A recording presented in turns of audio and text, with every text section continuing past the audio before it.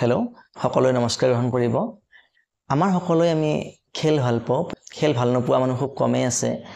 আৰু আমি ভাল পোৱা খেলবিলাকৰ ভিতৰত এটা অন্যতম প্ৰিয় খেল হৈছে ফুটবল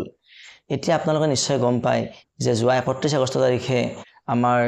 ডুৰান কাপৰ অন্ত পৰিল যিখন টুৰ্নামেণ্ট আৰম্ভ হৈছিল 27 জুলাই তাৰিখে 2024 চনৰ আৰু 31 আগষ্টত অন্ত পৰিছে এই টুৰ্নামেণ্টখনত বিজয় হৈছে নৰ্থ ইষ্ট ইউনাইটেড এফচি দলে এতিয়া কথা হ'ল কি আপোনালোকে জানি আচৰিত হ'ব যে এই ডুৰান কাপ টুৰ্নামেণ্টখনে হৈছে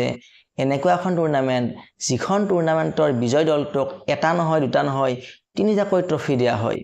আৰু এই ট্ৰফি তিনিটানো কি আমি ভিডিঅ'টোত পাম আগলৈকে পাম এইটো এটা ইণ্টাৰেষ্টিং ফেক্ট আৰু আন এটা ইণ্টাৰেষ্টিং ফেক্ট হৈছে এই ডুৰান কাপ টুৰ্নামেণ্টখনে হৈছে এছিয়া মহাদেশৰ ভিতৰত আটাইতকৈ পুৰণি বৰ্তমানো চলন্ত অৱস্থাত থকা ফুটবল টুৰ্নামেণ্ট আৰু বিশ্বৰ ভিতৰত এইখন হৈছে পঞ্চম পুৰণি টুৰ্নামেণ্ট যিখন বৰ্তমানো চলন্ত অৱস্থাত আছে এই টুৰ্নামেণ্টখন প্ৰথম আৰম্ভণি হৈছিল 1888 চনত আৰু এইবাৰ যিটো আমাৰ এডিশ্যন হৈছে সেইটো হৈছে আমাৰ 133rd এডিশ্যন অৰ্থাৎ 133তম এডিশ্যন মাজতে আমাৰ দ্বিতীয় বিশ্বযুদ্ধৰ কাৰণে বন্ধ আছিল আৰু ভাৰতৰ স্বাধীনতা আন্দোলনৰ সময়তো অলপমান হৈছিল আৰু ইফেক্ট হৈছিল 2 বছৰৰ কাৰণে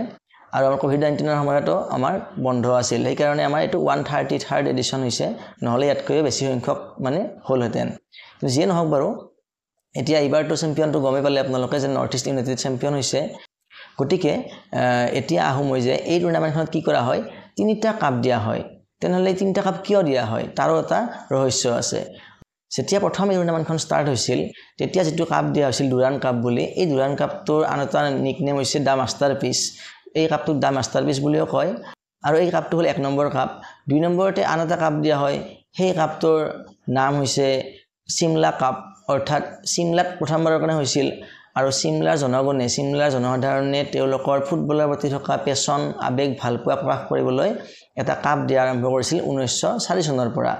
আৰু এই কাপটোক দা সিমলা কাপ বুলি কোৱা হয় সিমলা কাপ আৰু এই কাপটোৰ এটা নিকনেম আছে তাক কোৱা হয় দা আৰ্টিষ্ট্ৰি বুলি আৰু তৃতীয়টো এটা কাপ আছে সেই কাপটোৰ নাম হৈছে প্ৰেসিডেন্টছ কাপ সেই প্ৰেসিডেন্টছ কাপটো ভাৰতবৰ্ষ স্বাধীন হোৱাৰ পিছত ভাৰতৰ ৰাষ্ট্ৰপতি ৰাজেন্দ্ৰ প্ৰসাদে দিয়া আৰম্ভ কৰে আৰু এই কাপটো আগৰ পৰা চলি আছিল কিন্তু এই কাপটো আগতে নাম আছিল ভাইসৰয়ছ কাপ যেতিয়া ভাৰতখন যেতিয়া ব্ৰিটিছৰ অধীনত আছিল তেতিয়া ভাইসৰয়ছ কাপ বুলি কোৱা হৈছিল কিন্তু ভাৰতবৰ্ষ স্বাধীন হোৱাৰ পিছত কাপটোৰ নাম দিয়া হৈছিল প্ৰেসিডেন্টছ কাপ গতিকে তিনিটা কাপ প্ৰেসিডেন্টছ কাপটোৰ আমাৰ নিকনেম হৈছে দা প্ৰাইড গতিকে তিনিটা কাপৰ কথা কলো এটা হ'ল আপোনাৰ ডুৰান কাপ যাক কোৱা হয় দা মাষ্টাৰপিস এটা হ'ল সিমলা কাপ যাৰ নাম হৈছে নিকনেম হৈছে দা আৰ্টিষ্ট্ৰি আৰু তৃতীয়টো হৈছে প্ৰেসিডেন্টছ কাপ যাৰ নিকনেম হৈছে দা প্ৰাইড এই তিনিটা কাপ দিয়া হয় ডুৰান কাপত এই ফুটবল টুৰ্নামেণ্টখন প্ৰথমে আয়োজন কৰিছিল ডুৰান ফুটবল টুৰ্নামেণ্ট সোসাইটি চমুকৈ ডিএফটিএছ আৰু অল ইণ্ডিয়া ফুটবল ফেডাৰেশ্যনে প্ৰথম ষ্টাৰ্ট কৰিছিল আৰু তাৰ পিছৰে পৰা টুৰ্নামেণ্টখন এতিয়ালৈকে ধুনীয়াকৈ চলি আছে আৰু এই টুৰ্নামেণ্টখন প্ৰথমতে কি আছিল কেৱল সামৰিক বাহিনীৰ লোকসকলৰ কাৰণে মুকলি আছিল কিন্তু 1940 চনত এই টুৰ্নামেণ্টখন হিমাচল প্ৰদেশৰ সিমলাৰ পৰা মানে নতুন দিল্লীলৈকে স্থানান্তৰিত কৰা হয় আৰু তেতিয়া কি কৰা হয় সিভিলিয়ান ক্লাববিলাকেও এই টুৰ্নামেণ্টখনত যোগ দিব পৰা হয় আৰু সেইবাৰে প্ৰথমবাৰৰ কাৰণে আমাৰ মহমেদান স্পৰ্টিং ক্লাবে যোগদান কৰি চেম্পিয়ন হোৱাৰ খিতাপো অৰ্জন কৰে মহমেদান স্পৰ্টিং ক্লাব হৈছে আমাৰ প্ৰথম সিভিলিয়ান ক্লাব যিয়ে মানে ডুৰান কাপটো জয় কৰিছিল এই ডুৰান কাপ ফুটবল টুৰ্নামেণ্টখন প্ৰথম ষ্টাৰ্ট হৈছিল ছাৰ হেনৰি মৰ্টিমাৰ ডুৰাণ্ডৰ নামত তেওঁ আছিল ভাৰতৰ সেই সময়ৰ বৈদেশিক সেক্ৰেটাৰী ফৰেন সেক্ৰেটাৰী আছিল তেওঁ বৈদেশিক সচিব আছিল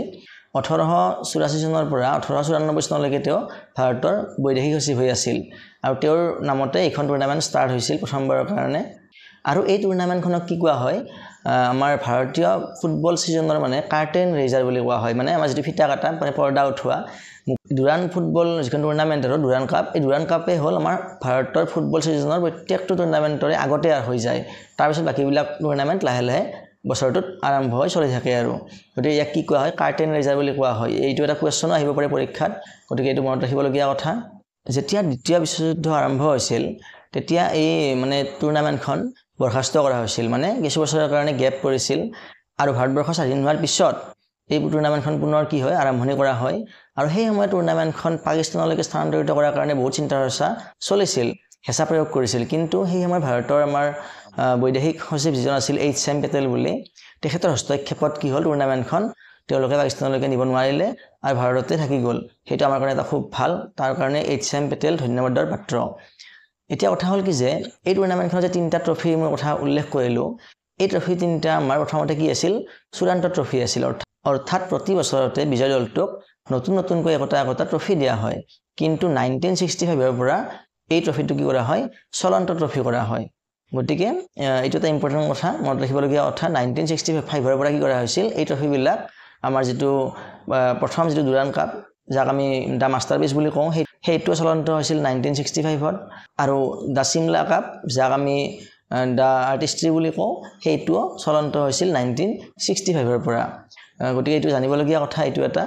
লগতে প্ৰেসিডেন্টছ কাপটো এটা চলন্ত ট্ৰফি ডুৰান্ড কাপ টুৰ্নামেণ্টৰ ইতিহাসত এতিয়ালৈকে সকলোতকৈ বেছি বিজয় হোৱা আৰু চেম্পিয়ন টিমটো হৈছে মোহন বাগানে এতিয়ালৈকে 17 বাৰ চেম্পিয়ন হৈছে আৰু এই দলটোৱে এইবাৰ টুৰ্নামেণ্টটো আমাৰ 24 চনতো ৰানাৰ্ছ আপ হৈছে অৰ্থাৎ প্ৰথম ফাৰ্ষ্ট বিজয় দল হৈছে আমাৰ নৰ্থ ইষ্ট ইউনাইটেড এফসি আৰু মোহন বাগানে এইবাৰ কি হৈছে ৰানাৰ্ছ আপ হৈছে এইবাৰ টুৰ্নামেণ্টখনত টোটেল 24টা দলে অংশগ্ৰহণ কৰিছিল 43খন মেচ হৈছিল